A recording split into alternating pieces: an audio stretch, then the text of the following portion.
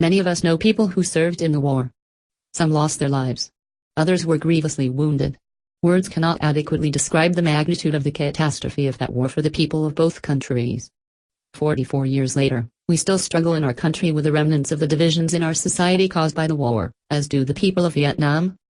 My involvement with post-war Vietnam began in 1989, when former President George H.W. Bush and I talked about the need for reconciliation with Vietnam, something that many Americans, including veterans, were calling for. President Bush agreed to use what was later named the Leahy War Victims Fund to provide prosthetics and wheelchairs to Vietnamese who were disabled from landmines and other unexploded bombs. That assistance, which continues to today, has enabled thousands of Vietnamese to regain their mobility and their dignity. Of course, others had been working on the ME issue even earlier. That work helped bring closure to hundreds of American families. It was possible thanks to the help of the government of Vietnam, at a time when Vietnam was struggling to recover from the war's devastation. For many years the United States has also helped locate and destroy the millions of landmines and other unexploded bombs that continue to maim and kill innocent Vietnamese. Fortunately, thanks to that effort, the number of casualties is far fewer today than it used to be. But more remains to be done. Over the years I had many conversations with Vietnamese officials, before and after diplomatic relations were re-established in 1995. No matter what the subject of those conversations was, the Vietnamese always brought up Agent Orange and its effects on their people. At the same time, American veterans who were exposed to Agent Orange and were suffering from cancers and other illnesses, were also seeking help from our government. In 1991 the Department of Veterans Affairs recognized those claims, but it wasn't until another 15 years later that we began to address this issue in Vietnam. We started at the Da Nang Airport, a former U.S. military base where Agent Orange, contaminated with dioxin, had been stockpiled. The U.S. Agency for International Development, USAID, deserves great credit for undertaking and completing such a complex, difficult, and ultimately successful project to decontaminate 100,000 cubic meters of soil and sediment. The Vietnamese Ministry of Defense worked closely with USAID to overcome many obstacles to complete the project, and in doing so they helped advance relations between our two countries to a higher level. Like the ME and UXO issues before it, Agent Orange evolved from a subject of anger and resentment, to one of cooperation and appreciation.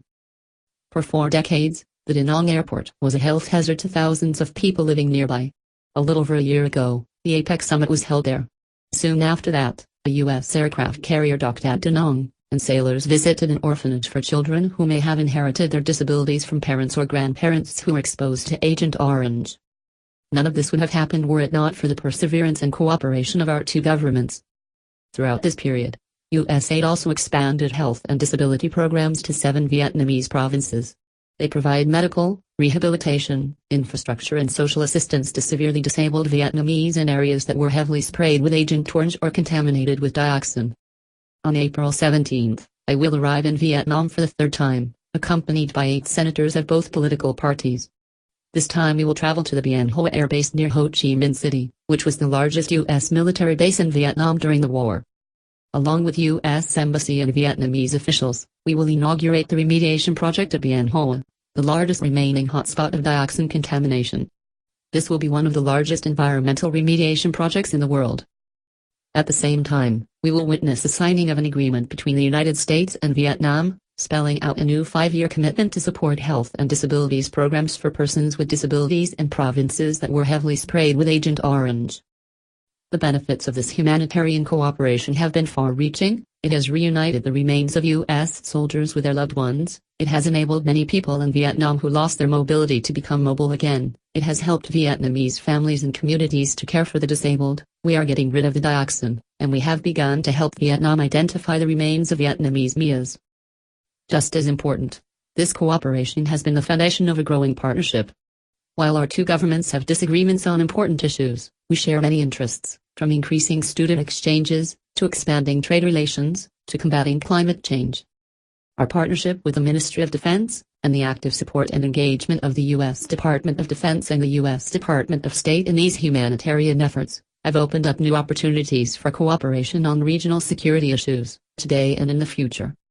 We cannot escape the fact that the war was a disaster for generations of Vietnamese and Americans. Each of us who lived through that period has our own memories, our own emotions, our own opinions. For me, there can be no excusing the folly of that war, nor diminishing of the immense destruction and suffering that it caused. but we can all be proud of the way our two countries have worked to overcome that tragic legacy. We have come a long way, and we have further to go. Patrick Leahy, a senior United States Senator, is heading the official bipartisan delegation of 9 senators that this week is visiting Vietnam and the DMZ in South Korea. The opinions are published on www.leahy.senate.gov. The video is sponsored by cntronic.com.